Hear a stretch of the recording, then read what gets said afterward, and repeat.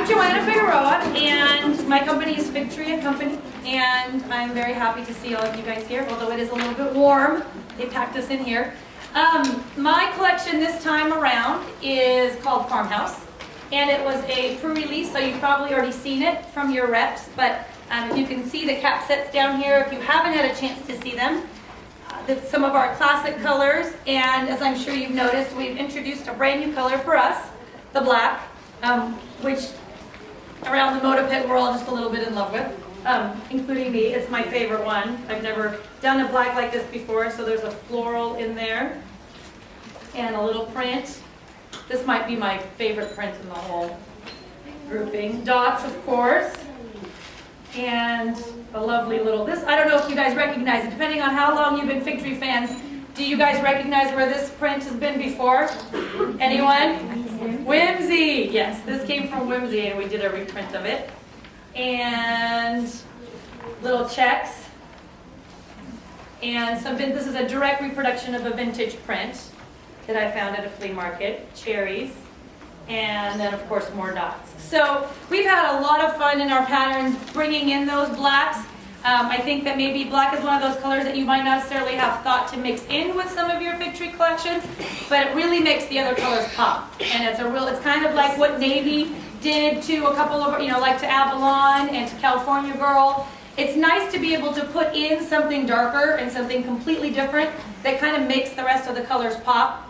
And I think that this is what does that for this collection. And if you look at it without it, it's all good. I mean, I still love it. But there's really something about that black that does something different. One of the other things that is, I'm sure you know, but we love to just take out a couple different color groupings and do combinations. So of course we're working on some Halloween version quilts. I think these two together, and it's kind of our classic, it's not like the traditional maybe kind of ghoulish ghost Halloween, but it's kind of the vintagey, the vintagey version of Halloween. So it'd be really easy for you in your shop to pull out just these two colorways, even add in some grays. I've started mixing them with, Kathy Schmitz has a great collection out. I think it's called Sturbridge, is that right? Yes. Sturbridge, with some wonderful blacks in there that I plan on mixing with these for some awesome Halloween projects that we're gonna do. You could do the same kind of thing in your stores. Same thing with the reds and the greens. If I can find, on which, is this red? Yes. Okay, I can't see it from up here.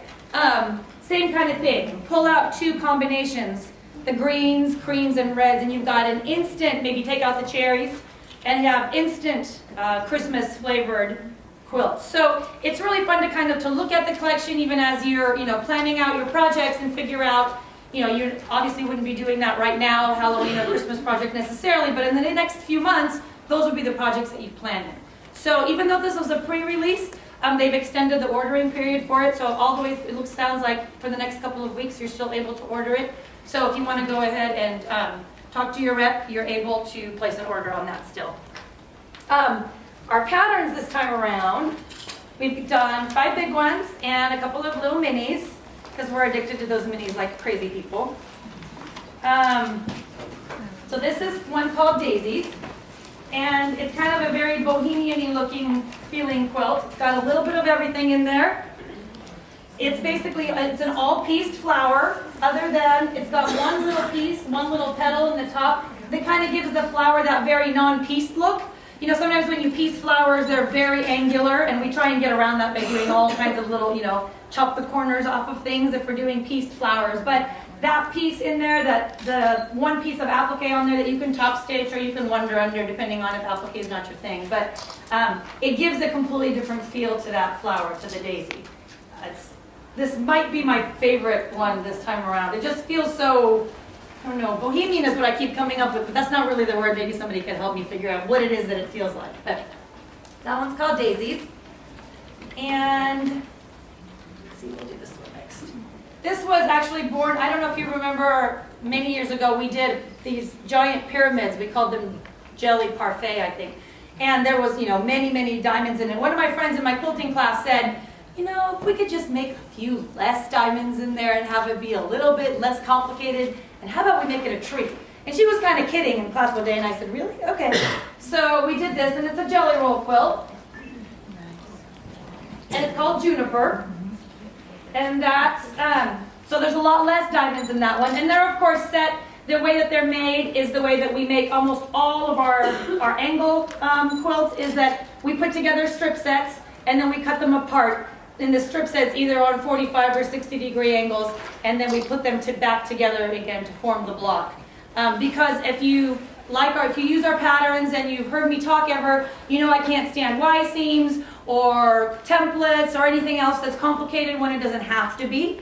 And so that's the way that we work kind of around that, is we do strip sets and we start off with that. I'm doing a brand new craftsy class too on that. So a lot of times people get so upset about doing angles because it's so far outside of their comfort zone, that even in your class, and even if you offer classes, I found that a lot of times people will take a craftsy class and then they'll feel more confident to actually come into their local quilt shop and take more classes, because they feel like they don't feel so unprepared, like they don't know what they're. So it's actually, I found I've had students in the classes say to me over and over again that they took a craftsy class and then they inspired them to go to the local quilt shop and interact more face-to-face with people. So I don't think that those necessarily need to be mutually exclusive from one another.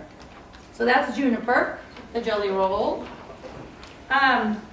This is, once in a while, I just love to do something that's completely scrappy. And this has probably 4 or 5 of our last collections in there. It's mostly Farmhouse, but it's called Picnic.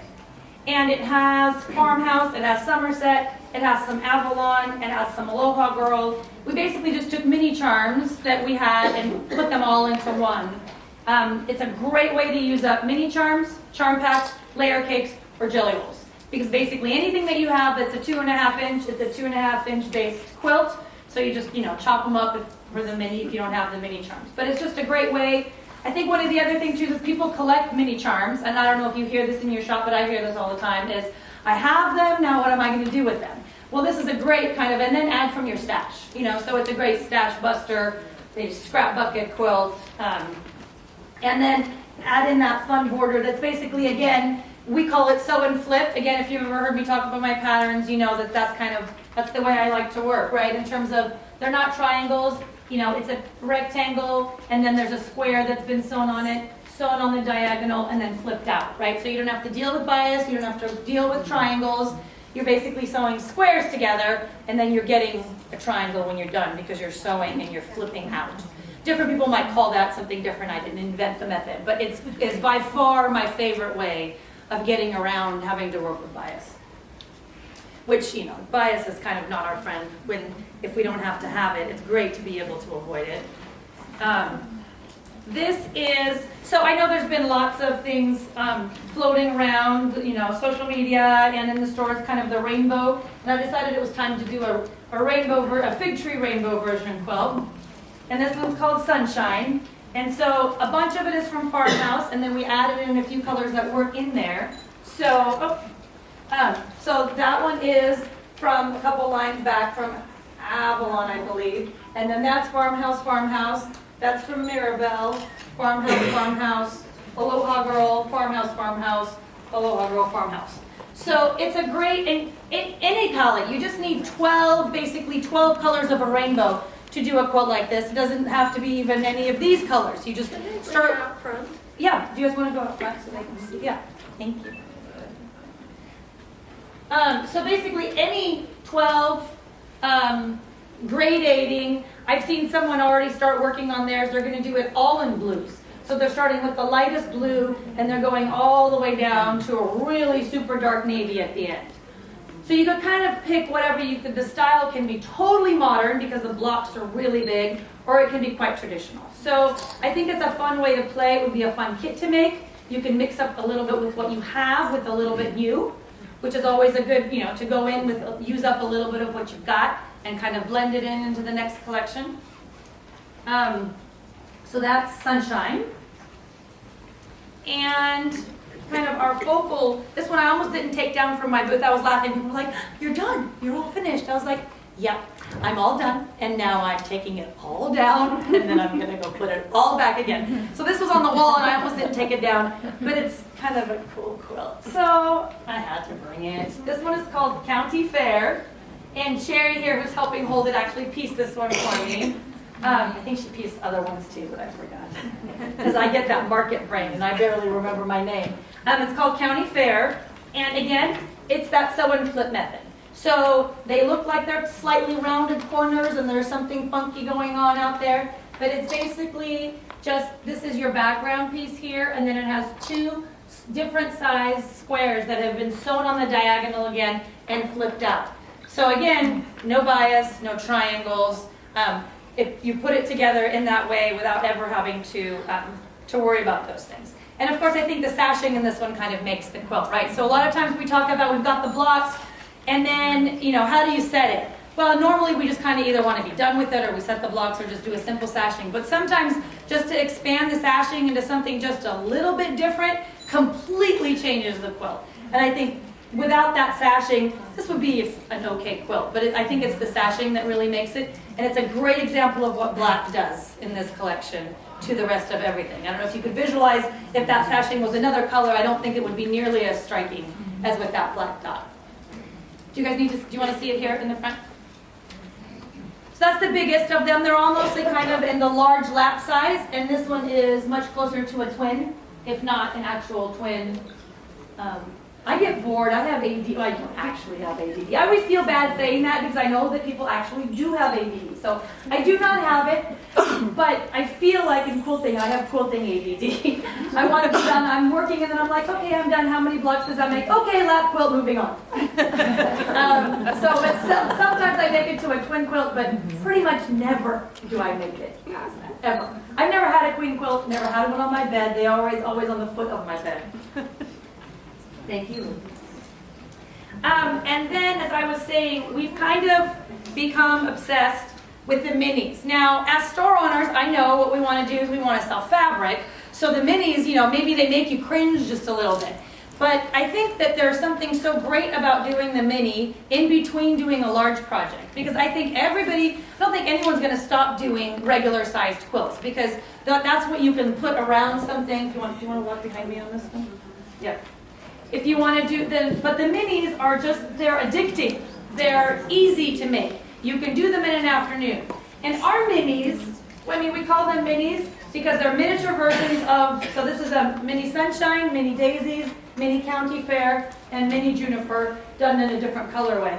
But they're not like tiny, tiny minis, but they're more like wall hanging minis. So I have them up, several of them together, but I also just trade them out on the doors of our house.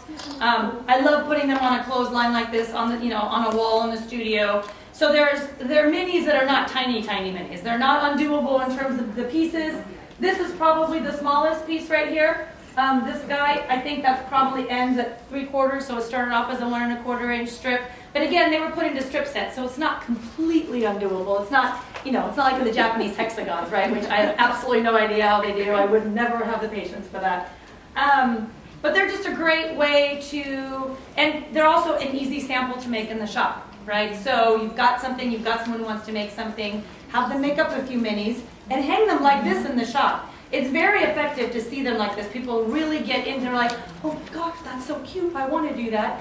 And they can do that in between bigger projects. I think it actually helps to energize them because they feel like it's immediate gratification, right? They finish it, they start it, they come in, they can either quilt it themselves. Even if you're just trying out quilting on your own, you can straight line quilt or crosshatch every single one of these, and they look gorgeous, and you don't have to necessarily take it to your loaner. Whereas your big one, many people want to do that, right? On the minis, it's a great way to experiment. So I really encourage you guys to try out the minis in your shops if you haven't. There are so many companies that are doing them. They're kind of everywhere. So I just think that it's and you can find lots of different styles to do them in. They're a great way to do a small project. Okay, so that's the little ones. Those are we're actually going to have, we don't know what this one's called yet. This is our new bag project, which this is the tote, the market tote, it's a slightly bigger project. And it's this will be a jelly roll project. So all those leftover jelly rolls that, because a jelly roll project often doesn't use all 40. So 40 or 42, good Lord. Thank you. 40 doesn't use all of them, right? So this would use leftover, and this one you trim them down a little bit, and you do the purse. And basically when you cut out this little piece right here, this ends up being the little pocket on the front because I'd already quilted the whole thing, and I'm sitting here with 2 of these little cutouts, and so I put one in the inside too. I was like, there's no way I'm throwing these suckers out. I'm making a coin purse, I'm doing something. So, and I posted them on Instagram, and people were like, pot holders, raw cups, or I was like, no, pockets, people, they're pockets. So this is the purse size, and then you trim the strips down a little bit, tiny bit more, and there's a little purse size that is still pinned in my booth. But I'm finding the Bernina dealer tonight. I'm finishing it. So if you come by the booth tomorrow, there'll be a version of this that's about this big, and all 3 will be in the pattern. We're going to do a pattern naming contest. If you come by the booth and submit a pattern name, it could have something to do with Farmhouse. It could have something to do with, I don't know. I don't have a name. I need one in the next week. So if you come and we choose your name, we'll send you 6 patterns for free when we print them. So come on by the booth and help me name this sucker. Sucker. I'll do it. Sucker. Lisa votes for sucker. Maybe we'll vote on Instagram or somewhere to see what it's. I don't think it's gonna be sucker. And a couple other quick things. We're introducing a new store rewards program. If you order, hello Kathy, she's back there jumping at me. Hi. Am I late? No. Oh, okay. I'm like, are they wanting to get in already? We're doing a rewards program for stores. If you order through our online wholesale site, every $1 that you spend will give you a point, basically. So every $1 will give you 10 points, and then you can redeem. So every 100 points gives you, or every 10 points gives you. Come and get the sheet from me. My husband created. He said, "How can I help you with with market this year? Since I won't show up until the early hours tomorrow." I was like, "Create me a rewards program." I was like, "Yeah, go in, figure out how to do it." So that he's like, "Okay," but since he created it, I'm a little bit fuzzy on what the rewards are. It's like 10 to 1, or 10. You spend 100 and you get $1. 10, you spend 10, you get $1. You spend 10, you get $1. I think that's like a 10%. Anyway, if you're interested in that, come talk to me. I do have a flyer, and it makes sense on the flyer. It just doesn't make sense right now.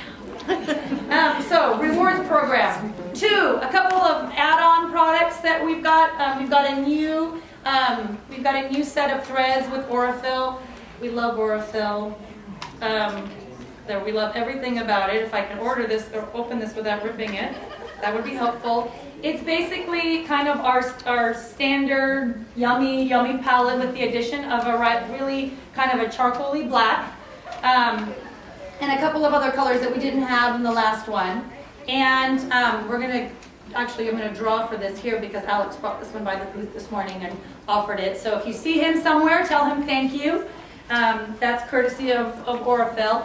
Again, a great add-on in the shop, something that you can do to encourage people. It's not a huge, gigantic investment. They get a lot of a couple of the colors that they like. For binding, for applique, those are the 2 places where we do machine applique. So like those daisies, that little top part, we machine applique those on there. So we basically load this, we use this in our machine, and we do just basically like a little blanket stitch on there. For the binding, we used to just use our standard neutral thread, but we've loved using the color in there, and then obviously, and then we match it on the back. So it's a great way to bring in a little bit of something extra. And we were also working with Weeks Dye Works to do a wool collection. I couldn't bring it all here with me, and it wasn't quite ready to present to you as a finished product for market this time, but I have all the colors in the booth. There'll be 14 colors in a bundle, and it goes all the way from a cream to a black, and all the colors. You really want to see them. So if they've done a couple of new colors, especially for this bundle, and then a couple of their standards that we put together. So if you do wool in your shop or you're interested in that, please come by and see that lovely palette. You just kind of want to go like this. Or at least, me, I just kind of want to go like this. So those were 2 extra things that I wanted to tell you about. And because I've done this for the last 2 markets, or maybe 3 markets, I'm now going to throw fabric at you.